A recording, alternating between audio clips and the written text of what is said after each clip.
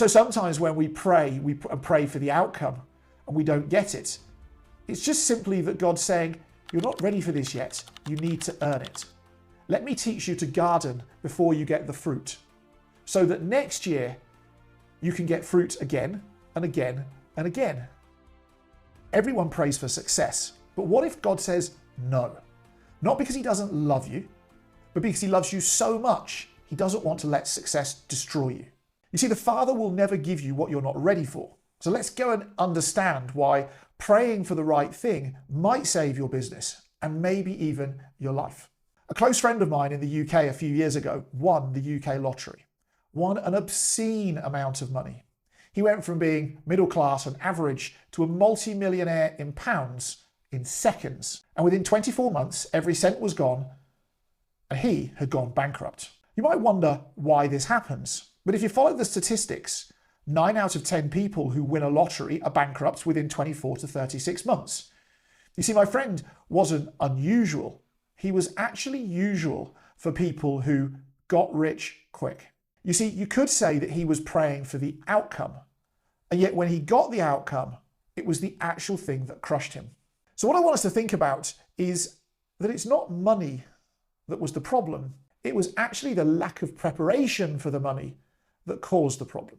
You see, God's not in the business of destroying his children with premature blessings. And that's why sometimes we pray for outcomes to do with money or clients or growth. And we're looking for God to be the Harry Potter of heaven, who casts his magic wand and suddenly drops millions of pounds into a bank account for us, or tens or hundreds or thousands of clients into a business for us without us having done anything. What's actually happened is God is protecting us by just not giving us what we're not ready for, or maybe what we haven't earned yet.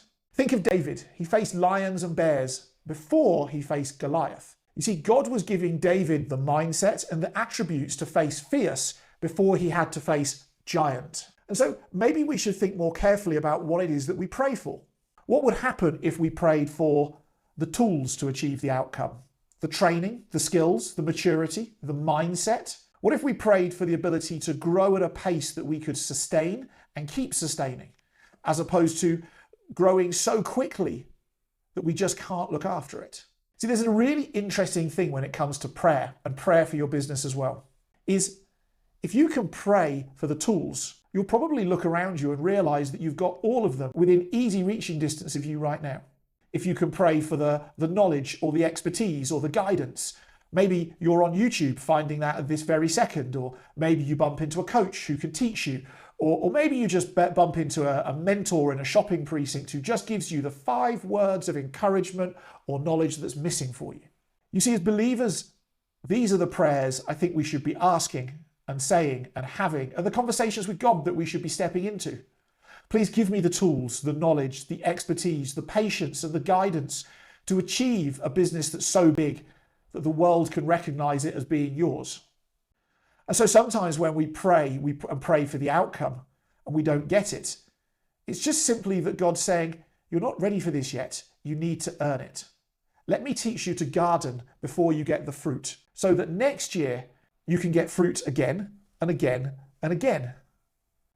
Let me ensure that you grow with the blessings I give you, so that you don't drown by being thrown into the Atlantic Ocean when really you still need to be in a 25-meter swimming pool. And so I'd encourage you today to have massive goals and ambitions for your business, and pray for the work ethic, the resources, the perseverance, the patience, the tools, the people, the skill sets, the character traits, and maybe even the mindsets to grow within you at a pace you can sustain, where your business and your wealth and everything else will grow at the same time. To ensure that we're never in a position where we're asking God and putting him in an awkward place, where he knows that by giving us the thing that we're praying for, the massive outcome, we're simply going to fail and he's going to fail us. Because no loving father sets his children up to fail on purpose. And then maybe we could think about how we're stewarding those resources we do have to give them an evidence base now to show that we could have 10 more customers in our 60-person business, taking it from 60 to 70, or 100 more in our 400-person business, taking it from 400 to 500. And maybe we can look to providing with an evidence base of how competent, capable we are with our actions to go and do that.